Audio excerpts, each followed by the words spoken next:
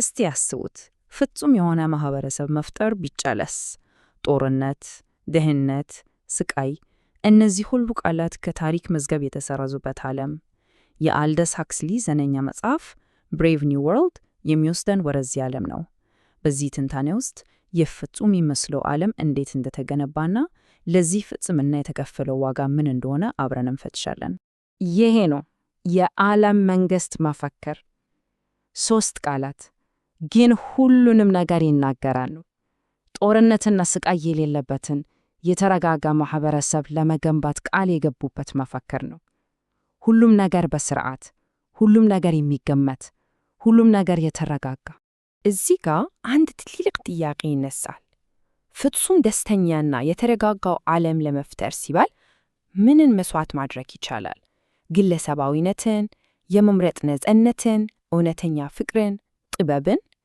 የዛሬው ትንታኔያችን የሚሽከረከረው በዚህ ጥያቄ ዙሪያ ነው። እሺ፣ ጉዟችንን እንጀምር። የመጀመሪያው ማረፊያችን የመረጋጋት ዓለም ነው። ልክ እንደ ማንኛውም የዚህ ዓለም ዜጋ ጉብኝታችን የሚጀምረው ከመካከለኛው ለንደን የመፈለፈያኛ ማጃ በመጃ ማዕከል ነው። የማህበረሰቡ መሰረት የሚጣለው ባህሩ እዚህ ቦታ ነው። እንኳን ወደ 632 ከፎርድ በኋላ በደህና መጣችሁ። ድረስት ነው የሰማችሁት። አቆጣጠሩ ከክርስቶስ ልደት በፊት ወይም በኋላ አይደለም፣ ከፎርድ በኋላ ነው። በዚህ ዓለም የኢንዱስትሪው አባት ሄንሪ ፎርድ እንደ አምላክ ነው የሚታየው። የሱ የጅምላ ምርት መርህ ደግሞ በሰው ልጅ ላይ ሳይቀር ሰርቷል። አሁን ደግሞ ወደ አንዱ የማህበረሰቡ ምሰሶ እንግባ፣ ማንነትን መፍጠር። በዚህ ዓለም ውስጥ ማንነት በተፈጥሮ የሚገኝ ከእናት ማህፀን የሚወጣ ነገር አይደለም። ልክ እንደ መኪና ወይም እንደ ስልክ በፋብሪካ ውስጥ በብላት የሚመረተ ነው። ይህንን ሁሉ ነገር የሚያስችለው ዋናው ቴክኖሎጂ ደግሞ የቮልካኖቭስኪ ሂደት ይባላል።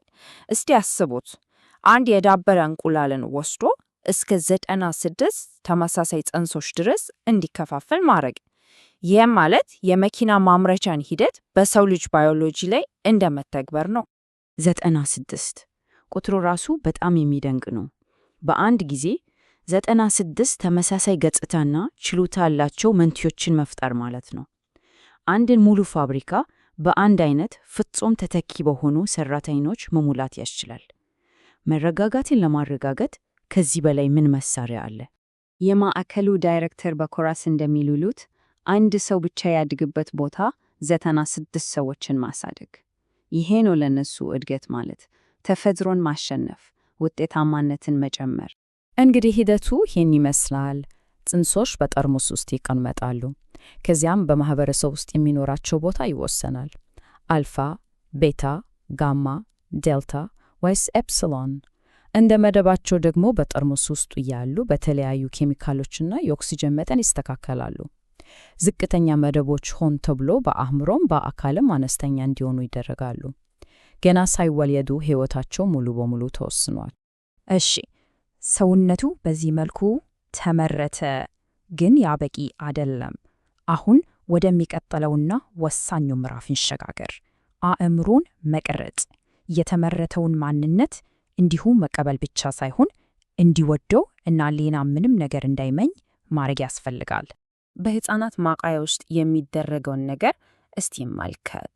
በጣም የሚዘገንን ነው። የዴልታ መደብ ሕፃናት ውብ የሆኑ ጽጌረዶችና መጻሕፍትን ሲያዩ በጣም ከፍተኛ የሆነ የሳይረን ጩኸትና የሚያንዘረዝር የኤሌክትሪክ ንዝረት ይለቀቅባቸዋል። በቃ ውበትና ዕውቀትን ከስቃይ ጋር እንዲያዛምዱ ይደረጋሉ። ውጤቱስ እነዚህ ልጆች ለመጻሕፍትና ለአበቦች ደመነፍሳዊ የሚመስል ጥላቻ ይዞ ያድጋሉ። ለምን? ምክንያቱም መጻሕፍት ማንበብና አበቦችን መመለከት ማህበረሰቡን በኢኮኖሚ አይጠቅም። ስለዚህ ዝቅተኛ መደቦች በእንደዚህ አይነት ጊዜ አባካኝ ነገሮች ላይ ፍላጎት እንዳይኖራቸው ይደረጋል። በቀን በኤሌክትሪክ ንዝረት፣ በሌሊት ደግሞ በሹክሹክታ። ቀጣዩ የማበራበጃ ደረጃ ሃይፕኖፔዲያ ወይም በእንቅልፍ ማስተማር ነው። ልጆች ተኝተው የተዘጋጁ የድምፅ መልእክቶች ደጋግመው ይሰማሉ። ዓላማው ሳይንስ ወይም ውስብስብ ዕውቀት ማስተማር አይደለም። ዓላማው ማህበራዊ እና ስነ ምግባራዊ መርሆችን እንደማይለወጥ እውነት በአእምሮአቸው ውስጥ መቅረጽ ነው። መልእክቶቹ እንዲህ ያሉ ሐሳቦች ናቸው። ለምሳሌ ቤታ በሆኔ በጣም ደስተኛ ነኝ፣ ጋማዎች ሞኞች ናቸው፣ መጣል ከመተገን ይሻላል። እነዚህ በእንቅልፍ የሚሰጡ ቀላል የሚመስሉ መልእክቶች ዝም ብለው ሐረጎች አይደሉም። የማንነታቸው የህልውናቸው መሰረት ናቸው። እያንዳንዱ ዜጋ የተመደበለትን የህይወት ሚና እንዲወድና እንዲቀበል ያደርጉታል። ይህ ሁሉ ከባድ ማህበራዊ ምህንድስና ለምን አስፈለገ የሚለው ጥያቄ ወደሚቀጥለው ክፍላችን ይመራናል። የደስታ ዋጋ። የዓለም ተቆጣጣሪ ሆነው ሙስጣፋ ሞንድ እንደሚለው የዚህ ሁሉ ዓላማው አንድና አንድ ነው፤ ደስታን በሁሉም መንገድ ማረጋገጥ። ታሪክ ከንቱ ነው። ይህ የዓለም መንግሥት ዋና መርህ ነው። ያለፈውን ዘመን ሙሉ በሙሉ አጥፍቷል። ጥበብ፣ ሃይማኖት፣ ስነ ጽሑፍ፣ ቤተሰብ። ለምን? ምክንያቱም እነዚህ ሁሉ ነገሮች ከቁጥር ውጪ የሆኑ ጠንካራ ስሜቶችን ይቀሰቅሳሉ። ስቃይ፣ ቅናት፣ ፍቅር፣ ለመረጋጋት ደግሞ እነዚህ ትልቁ ጠላቶቹ ናቸው።